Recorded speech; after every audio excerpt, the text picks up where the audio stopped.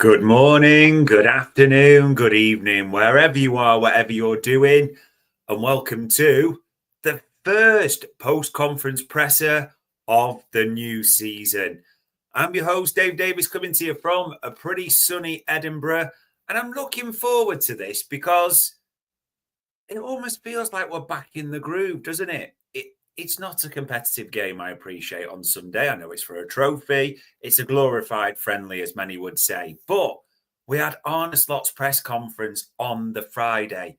We've got a game on Sunday. It does feel for me like the new season has properly begun. And even in this press conference, you could probably guess, if you haven't seen it, what the questions were around. There was talks around transfers, departures, players that have shone in pre-season. So we're going to go through it all. We'll do the normal people. We'll talk about the questions, the answers Arne Slot gave. We'll look to, well, we can't do the last game really. So we'll talk about pre-season clues and what we can garnish from that. We'll have a look to Crystal Palace and the threats they could bring on Sunday. Not a bad side at all. Tell you what, there's a few of their players we probably wouldn't mind. One that I bet I'm going to focus on. And then we'll look at the lineups and the predictions that we'll make for this game, which, again, it is a bit of a glorified friendly, but still fun to discuss, isn't it, ultimately? So let's get into it then. What were the questions that Arne Slot was asked? What were the answers that he gave?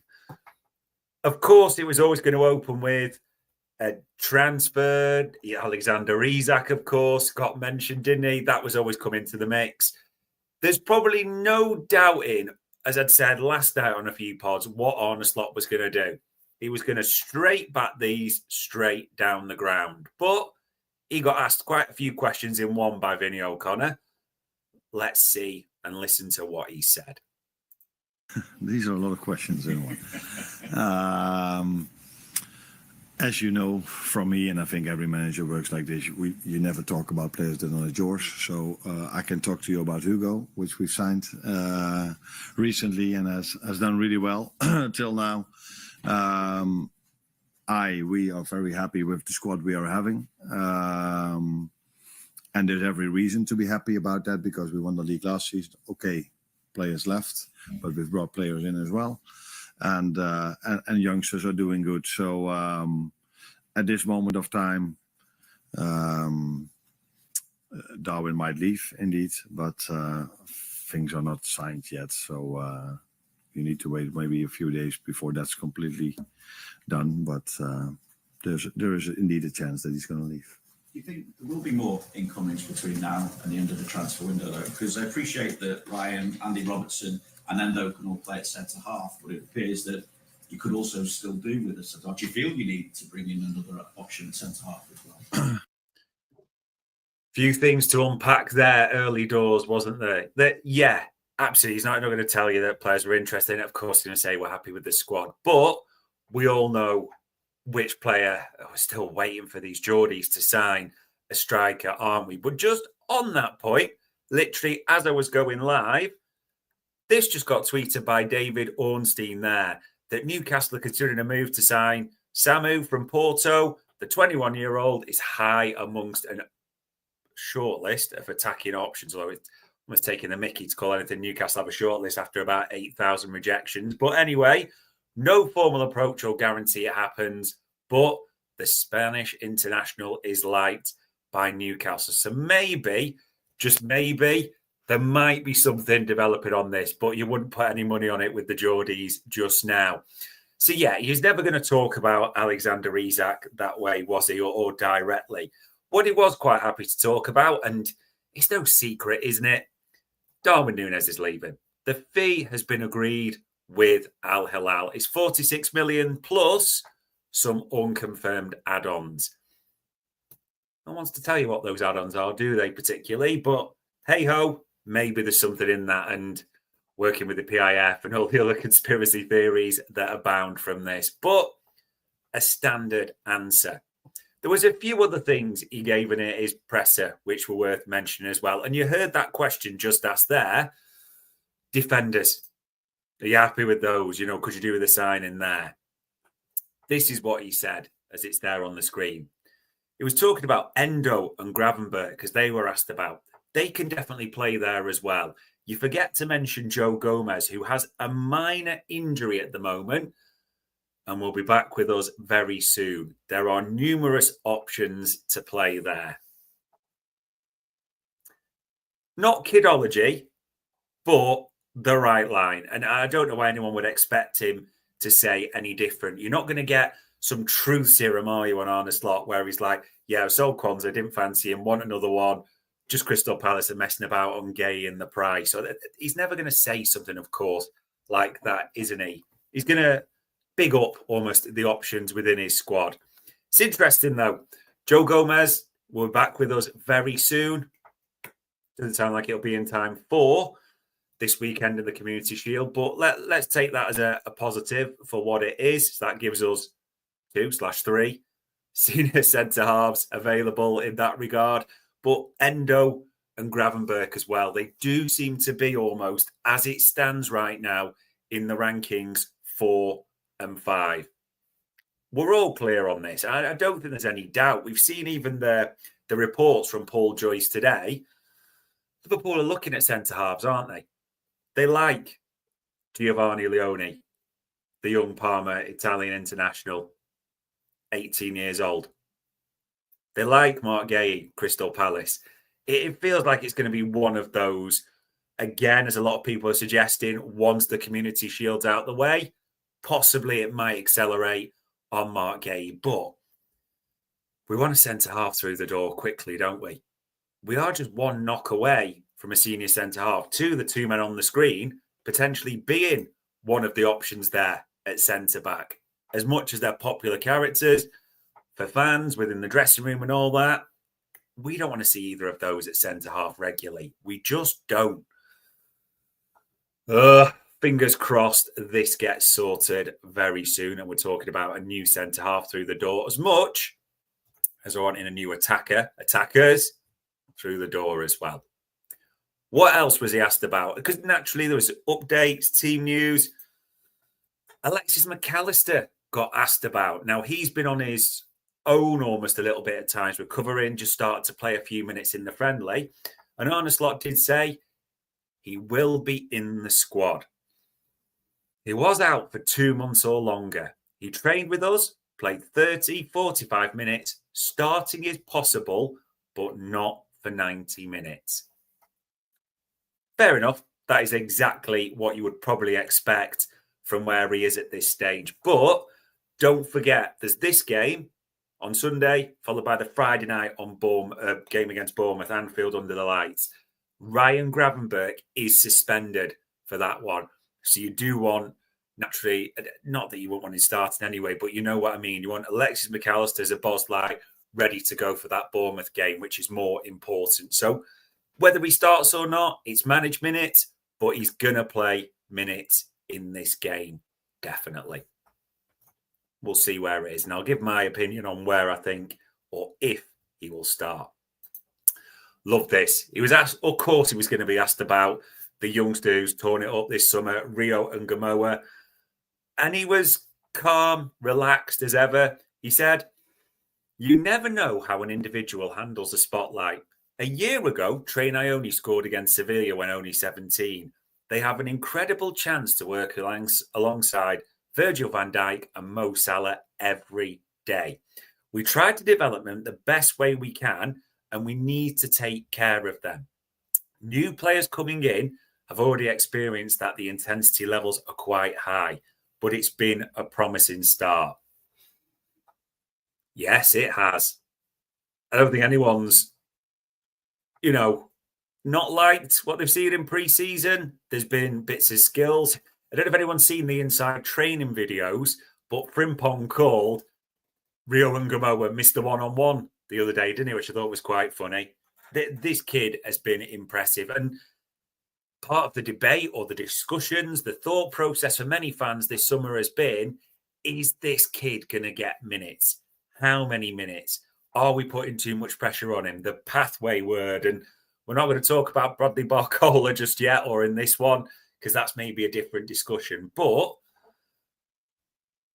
I would actually be very surprised if he doesn't get minutes on Sunday. I do not think Rio and Gamoa will start, but I would be surprised if Rio and Gamoa doesn't get minutes on Sunday. So we'll see what happens there. But keeping calm, relaxed, but was always going to be asked about him, Arne Slot. He was also asked about sort of Mo Salah, AFCON, and that led to the chat around Jeremy Frimpong, who's on the screen there. So what did he say with that? He said, well, we bought in Frimpong as he can play right back and right winger. We thought about the fact we are going to miss Mo for 6 Premier League games maximum, which is quite a lot when you consider how well he did last season. Now, we did say as well, there are other options aside from Jeremy Frimpong, who was there. Almost with this, there's a bit of a knock-on thought process, I think, for a lot of people, because Conor Bradley, injured again. Just seems to be a little bit of a tale of his time at Anfield. The talented kid, zero doubt about it, but does pick up injuries. It's just factual. The evidence is there that actually, as much as you may be thinking, well, okay, Frimpong could cover right wing while Mo's at AFCON, could well be covering right back, couldn't he? And the only senior one available. So if that's the case, which I think a lot of people have been looking at and talking today with a quick scan of the socials, another attacker's needed for many. Understandably, probably for me at the same time as well. JD there saying, with what he said about Frimpong covering Salah as well, I think we are looking at centre-back who also plays right back like Leone. Possibly JD. I'm not quite sure. I think it is a centre-back specialist they're looking for. Don't know, Gomez can also cover there. Endo could play right back in a push. Could be wrong, but don't really, especially if you think, I think Gay, a senior centre-half. Could be wrong, though. We'll see what develops. And those, to be honest, were the main sort of takeaways from that press conference, which seemed quite short, truth be told. There you go, yeah, just under 12 minutes. So plenty was discussed there, which then brings us to, normally we talk about the last game, but what are the pre-season clues? Who are we looking at? Who's really shone? Who's standing out? There's been some stars, hasn't there? We talked about Rio and Gamoa there. Dominic Szoboszlai at number 8 has impressed a lot, hasn't he? Especially in that second game against Club Athletic the other night. I think he's been great. You have absolutely zero doubt. I'm going to talk about, if I can find him in the list, Florian Wirtz, looking every bit the sexy £100 million bastard that he is. Absolutely amazing in pre-season. He's just almost like Salah, you've seen it at times, the way he glides, the touch, almost on a different level than some of the other players on the pitch. Been, absolutely brilliant. Across the board, all the new signings have done well. I thought when we talk about Frimpong, that acceleration from a standing start, frightening. I genuinely cannot think of a Liverpool player, correct me on this. Someone put Mark Gonzalez the other night. I thought, what are you talking about? Who has an acceleration like that from a standing start? I'm not saying over 100 meters it will be the same, but it is just a unique tool there. There's been so many forwards impressive. And what I'd also call out, I'm hovering over him there, Cody Gakpo. He's not a shining light, shall we say, amongst Liverpool's squad. But even in pre-season, does get goals and make things happen, doesn't he? Almost does it with lesser fanfare than others. But there is a reason why Arne Slot and Richard Hughes, etc., have been happy to let Luis Diaz go. Yeah, the pre-season clues we've seen so far from these boys, yeah, we will look at, you could argue, the save, or the odd goal that's gone in that should have been saved or blocked or set piece. Of course, there's those. Those always happen in pre-season. Yeah? But there's been so much impressively. Bob there saying, safe to say, if VVD or Canata get a knock, the chance of a Champions League title drop drastically with a makeshift backline. Yeah, I think we're saying there, Bob. Maybe after this weekend, if we could get some news on Gay, Leone, probably Gay ideally for me. I think we feel all a bit happier. No need to panic, of course, at all. Plenty of time left in the window. But speaking of Gay, we always talk about other teams, don't we? And what threats do Palace bring? Now, I like Palace. I like Glasner as well. I like them as a club, the way they operate. I was delighted to see them win the FA Cup. We all were. And you think back to the last day of last season, double sort of, what was it? Guard of honour. Couldn't think of the word there. Guard of honour, yeah. They gave it us. We gave it them. Their fans were in party mood for the title celebration in the FA Cup. Do like Crystal Palace. They have got threats as well at the same time. That man I'm hovering over there, Eze, genuinely happy, and I mean this, that he's not gone to Arsenal yet. Touch wood. I hope that doesn't happen. When it was Madueke, thinking, yeah, take him, lads, no problem at all. But if Eze went to Arsenal, you'd be, okay, that's a really good tool for them there, a really good weapon. Just unfortunately too old to play for us, and probably in areas that I don't think we'd use him. But yeah, is a threat this weekend. Eyes will be on Adam Wharton as well. Now, all the suggestions are that for the Young England International, it is going to be another season of staying at Crystal Palace, honing his craft before it's another, move in the summer. It's been linked with us. And before anyone says this, I would love to get Adam Wharton on board. But those sort of rumours or suggestions early in the summer, it does seem like Liverpool have made the call to keep the midfield as it is and go other ways, whether we agree with it or not. But he will be a threat for that progressive passing. Definitely one to watch. Any others? But yeah, people saying SARS quick. It'd be interesting to see how Frimpong, if it is like to be him, deals with him. Mateta. Handful Mateta, isn't it? We've seen it. Saw it in the FA Cup last season. We've seen it in the Premier League. Virgil, if he's back, Konate will have to be alive and on form to deal with that threat. This is a really good side. I can't call Mark Gay a threat. Could argue from set pieces in the box, I suppose, in that regard. But naturally, he is one we're all going to be keeping an eye on. Is he giving hugs, high fives? How's he looking after this game? Because we'd love a move that way. But we'll see, of course, won't we, what develops on that. Which only leaves the final bit. The lineup and predictions. Tougher than normal because it's a friendly, so you never know who he might rotate, who he might give an opportunity to, who he might just think, yeah, I'll give them a shot. But here's how I think it will go. I don't really know if Alisson's back, obviously, everything that he had some personal time away for his family. So I'm going to say Marmadashvili, but it may well be that Alisson's back and he's in the sticks. But let's just say Marmadashvili for argument's sake. What about the back line? All suggestions are, we know that Virgil is fine. He was back in the inside training video at the same time. So you've got to assume the captain will be leading the side out. Ibu played all the pre-season, so he's going to be there. Frimpong, only fit right back right now, so he's going to be there. And you feel it's got to be Kirkes. There will be Andy Robertson fans in the chat, no doubt, understandably. But Robbo was the captain at centre-back for the first game against Club Athletic, whereas in the second team, the full string you'd allude to, it was Kirkes. So that's what I think the back line will be. Midfield might be tough to pick.